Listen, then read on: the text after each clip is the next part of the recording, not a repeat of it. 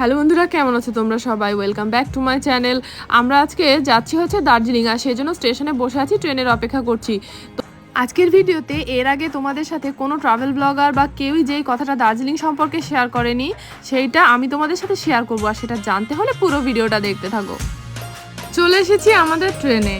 এটা হচ্ছে গরিবরথ এক্সপ্রেস, আর এইটা একটা এক্সপ্রেস ট্রেন, তবে বেশ ভালোই। এটা ভিতরটা একটু দেখো তোমরা, ভিতরটা বেশ ভালোই ডেকোরেশন করা আছে, সিটগুলো বেশ ভালো। এটা হচ্ছে সাইড লোয়ার আর সাইড আপার, আর এখানে হচ্ছে বেশ সুন্দর ফিলিংস, বেশ পরিষ্কার পরিচ্ছন্ন ট্রেনটা। আর আমাদেরকে এখানে ট্রেনটাতে কি কি প্রোভাইড করেছে তোমাদেরকে একটু দেখায়। হ্যাঁ, এখানে দেখতেই পাচ্ছ কম্বল আছে, বালিশ আছে, আর তার পাশাপাশি এখানে প্যাকেটের মধ্যে করে প্রত্যেকের জন্য আলাদা আলাদা গায়ে দেওয়ার জন্য চাদর রাখা আছে। আর চাদরগুলো বেশ পরিষ্কার পরিচ্ছন্ন, এরা রেগুলারলি এগুলো ওয়াশ করে।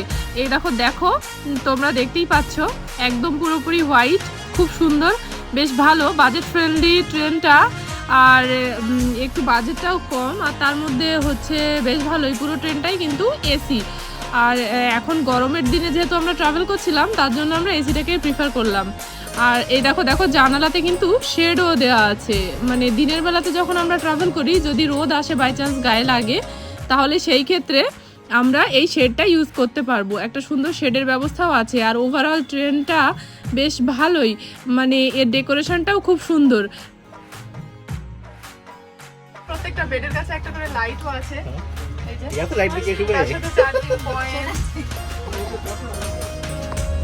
ওভারঅল ভালোই এক্সপিরিয়েন্স, ট্রেনটা বেশ ভালোই। আর তার সাথে সাথে ভাড়াটাও অনেকটাই রিজনেবল। তো যাই হোক, এটাতে বেশ ভালোই লাগছে। এখন দেখা যাক কি হয়। যাই হোক, আমরা এনজেপিতে নেমে ওখান থেকে একটা গাড়ি বুক করে নিয়েছিলাম। আমাদের গাড়িটা ছিল হচ্ছে বোলেরো, একটা বোলেরো বুক করে নিয়েছিলাম, নিয়ে আমরা রওনা দিয়েছিলাম দার্জিলিংয়ের পথে। আর এই দেখো আমরা দার্জিলিংয়ে প্রায় পৌঁছেও গিয়েছি। এখন থেকে পাহাড়গুলো শুরু হচ্ছে সব, আর পাহাড়ের পরিবেশটা তোমরা দেখতেই পাচ্ছ কি সুন্দর। তবে একটা কথা, আমরা যেদিন যাই সেদিন কিন্তু বৃষ্টি হচ্ছিল, আর সেই কারণে চারিদিকটা একটু কুয়াশাচ্ছন্ন ছিল। কুয়াশাও বলতে পারো বা মেঘ বলতে পারো, পাহাড়ে কিন্তু সবসময় কুয়াশার মতো মেঘ ভেসে বেড়ায়। আর গাড়ির সামনে থেকে দেখতেই পাচ্ছ যে হালকা হালকা বৃষ্টিও হচ্ছিল। আমরা সবার প্রথমে ফার্স্ট ডেতে ভায়া কার্শিয়াং হয়ে সিটং যাব। সিটং একটা অফবিট প্লেস, কিন্তু বেশ ভালো, সুন্দর দেখতে। তো রাস্তাগুলো কার্শিয়াং পর্যন্ত রাস্তা কিন্তু ভালোই ছিল, কিন্তু তারপর থেকে রাস্তা এত বাজে, তোমাদেরকে কি বলবো। ফাইনালি আমরা আমাদের হোমস্টেতে চলে এসেছি। আর হোমস্টের রুমগুলো কত সুন্দর দেখতেই পাচ্ছ, একেবারে ছিমছাম আর খুব সুন্দর, নিট অ্যান্ড ক্লিনও ছিল, বেশ ভালোই। কি অবস্থা, আমাদের ভাগ্যটা খুবই খারাপ। ওই জায়গাটাতে কাঞ্চনজঙ্ঘা দেখা যায় একদম পুরো ক্লিয়ার, কিন্তু একেবারে পুরো আকাশটা কুয়াশাতে একদম ঢেকে আছে। আমরা ফ্রেশ হয়ে নিয়ে এবার চলে এসেছি খেতে। এই হোমস্টেটা ডাইনিং রুম হচ্ছে এইটা, আর সবাই মিলে আমরা খেতে চলে এসেছি। আর এখন হচ্ছে আমরা লাঞ্চ করব। আমাদের পৌঁছাতে একটু বিকেল হয়ে গিয়েছিল, কিন্তু কোনো ব্যাপার না। এই দেখো লাঞ্চে ছিল হচ্ছে ডিম আলু তরকারি, তার সাথে ছিল আলু ভাজা, সালাদ ছিল, আর এটা হচ্ছে স্কোয়াশের তরকারি। একদমই হালকা তেল মশলা দিয়ে এখানে রান্না বান্না হয়। তার সাথে ছিল হচ্ছে আচার, ওদের স্পেশাল আচার আর পাঁপড়।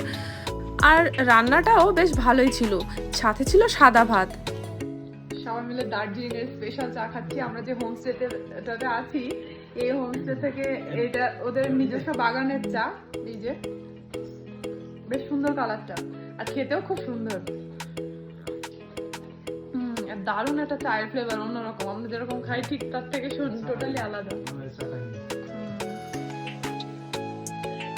চায়ের পাশাপাশি আরো অনেক কিছু আছে।